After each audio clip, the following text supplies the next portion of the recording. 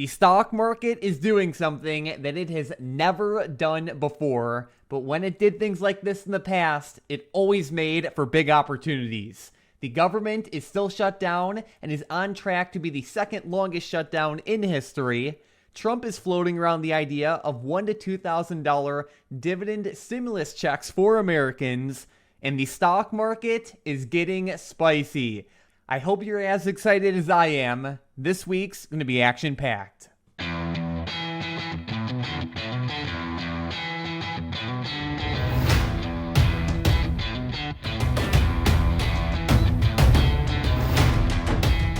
Tom won't be with us for today, but U.S. tech stocks now account for a record 56% of total U.S. market cap, while at the same time, defensive stocks just make up a 16% total, which is an all-time low. And this has never happened before, and I know a lot of people are seeing this and saying that this AI bubble feels eerily similar to what we saw in the late 90s, where the internet was a world-changing innovation and the stock market priced it in all at once. One thing that's for sure is that in the past, whenever there were extreme extensions like this, it always made for amazing trading opportunities, not only during the formation of the bubble, but especially during the pop of it. The environment changes quickly though, so it's important to stay agile. And looking about what's actually happening now, we can see that the U.S. government shutdown is now on track to be the second longest in U.S. history.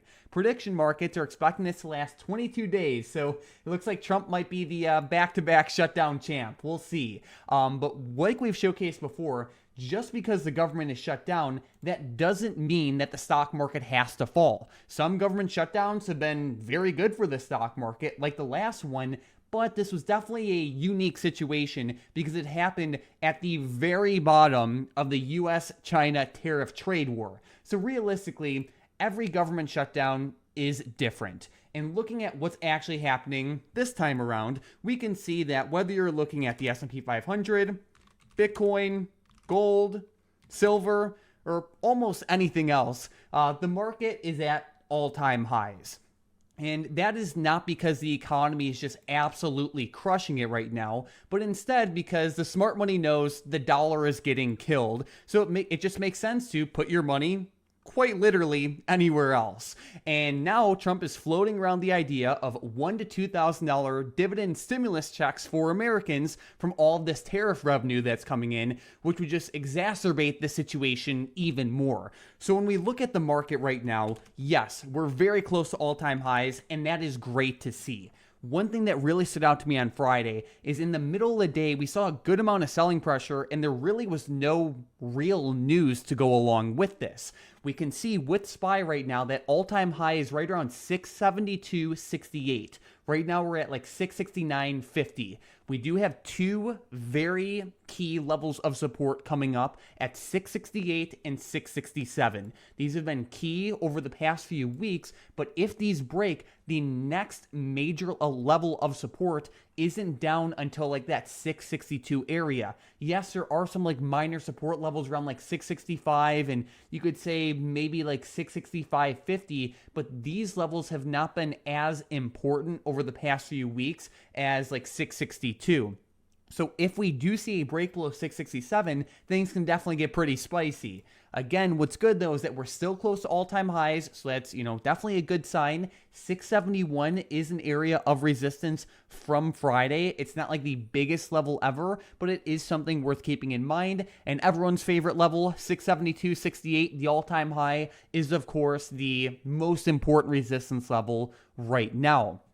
Now, one thing is that while the market has just been absolutely crushing it, a lot of people are saying that we're overdue for a pullback. And when we look at NASDAQ data specifically, the NASDAQ has gone 86 straight days without a 3% drawdown from all-time highs. This is the best streak in over 5 years, which again, it's great to see, but we also are overdue for a pullback. And one thing that'll make this week so exciting is that because the government's shut down, the economic situation is getting a little bit interesting, we'll say. So basically on Friday, the BLS didn't publish its monthly jobs report because the government's shut down. So now the public is basically left in the dark about the state of the job market. And this will also cause problems for the Federal Reserve, who are set to cut rates again at the end of October. So the longer we go without real statistics, real data, the more blind everyone's going to be about what's actually happening in the economy right now. Thankfully, there aren't too many big economic events this week, but we do have a handful of important non-economic events, we'll say, where on Monday we have OpenAI's Dev Day event. So this can certainly impact a lot of AI and tech-related stocks, whether it be Palantir, Apple, Nvidia, and certainly chip stocks. So let's keep that in mind for tomorrow. Amazon Prime Day starts on Tuesday, and on Thursday we do have a Powell speech, but it's going to be a pre-recorded one, so it's not going to be as crazy as usual. When we look at the earnings lineup for the week, nothing too crazy, which is good to see. We do have Delta set to report before open on Thursday, but again, nothing too crazy. I think the main thing everyone should really be looking at right now is that big red dot on the heat map from Friday, which is Palantir. This is one of the hottest stocks in the market. And they had quite the bearish day. Basically, it fell by 7.5%. And when we look at Palantir, it was pretty rough. Basically, what ended up happening is, as we can see here, there was a report that came out that basically claimed that there are flaws in their battlefield communication system that they built with Anduril. This was the worst performing stock in the S&P 500 on Friday. Army and company officials basically said that, the issues that were pointed out were identified early, fixed immediately, and only reflected an outdated snapshot of testing, which is good. And the Army also reaffirmed confidence in Palantir, calling its platform core to future AI and readiness modernization efforts.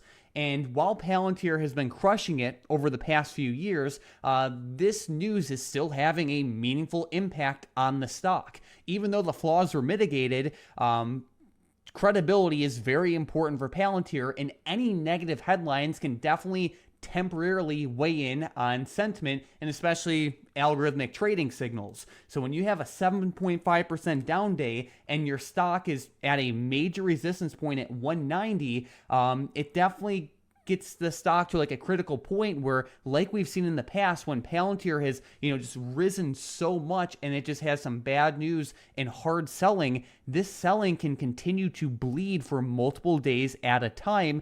And part of the reason for that is because, people have made so much money with Palantir over the past few years, where it's just a much more volatile and emotional and crazy stock. And again, especially when we are seeing some weakening with this double top in the short term, it definitely makes for an interesting situation.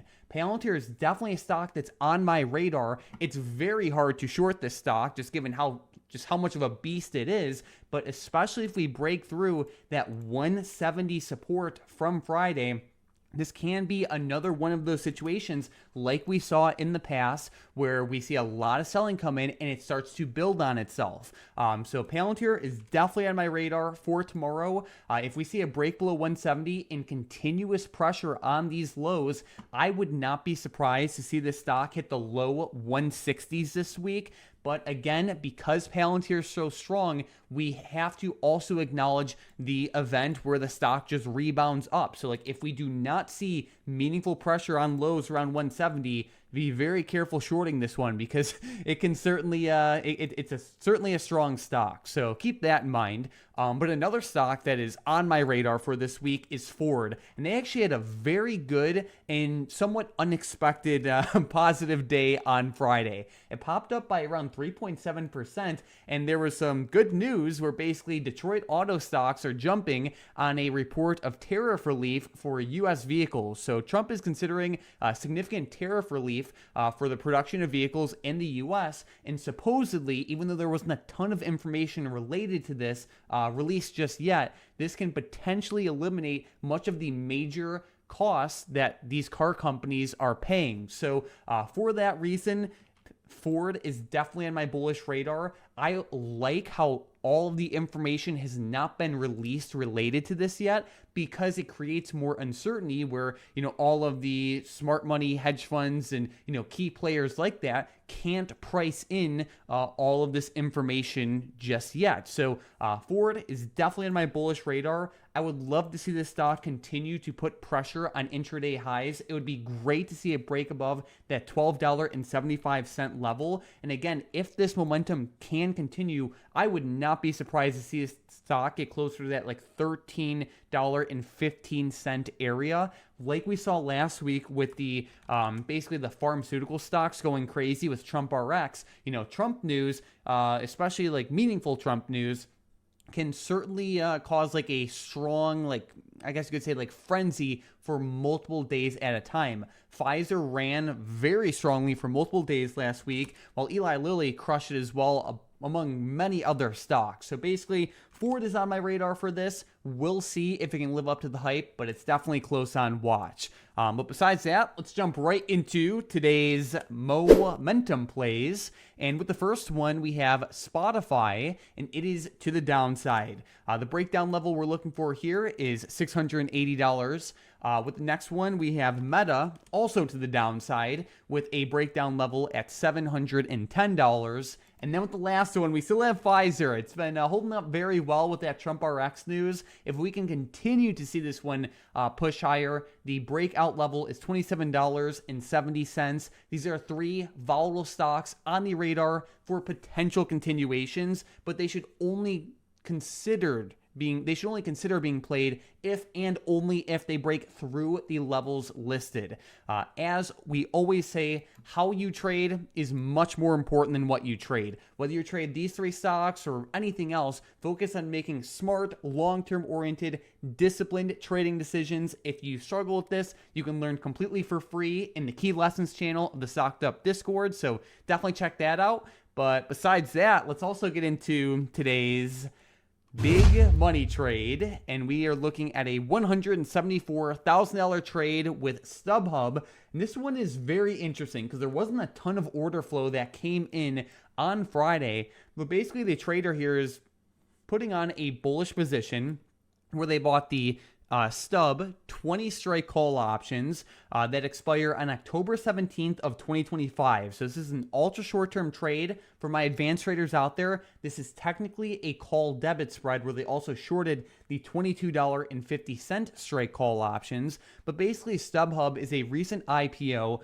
that hit highs of around like $28 just a few weeks ago. And since that point, it has gotten hammered down very hard. The trader here is looking to position themselves to profit off of a potential bounce at this support level, especially around $16.50, and looking for the stock to make a meaningful return higher. This is certainly a high risk, high reward trade. It's relatively low dollar amount, which I think is justifiable given how short the expiration is. But I think it's also one definitely worth keeping on the radar, considering it's a recent IPO. It has more of that potential to be a strong moving volatile ticker. Either way, keep it close on watch. Again, it is high risk, high reward. And at the same time, let's also make sure to give a giant shout out to today's member of the day, DV Loop, who had a beautiful $65,000 day on Friday. Looks like his portfolio's at all-time highs, and he had some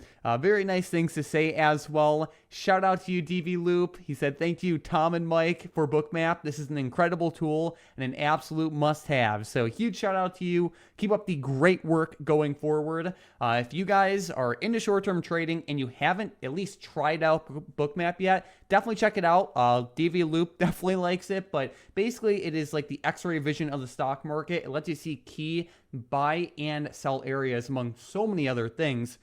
And it definitely helps you in multiple different ways, whether you're looking for key areas to sell at or even key breakout and breakdown points. If you want to check it out, you can save quite a bit with the link down below.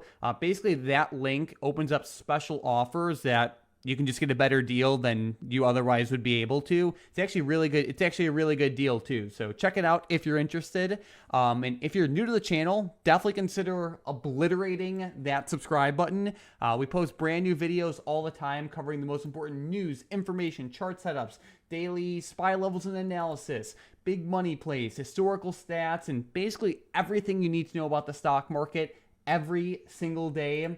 When you subscribe, you'll get our videos recommended to you more often. And besides that, yeah, we're set for a very exciting week in the market. We're at all-time highs still. We have some stocks like Palantir heating up quite a bit. And I would say a relatively clear economic lineup, which should make for a nice, smooth trading week. Thank you all so much for watching. Again, definitely check out Bookmap, especially if you haven't used it already. But thank you for watching, and let's crush it in the market this week.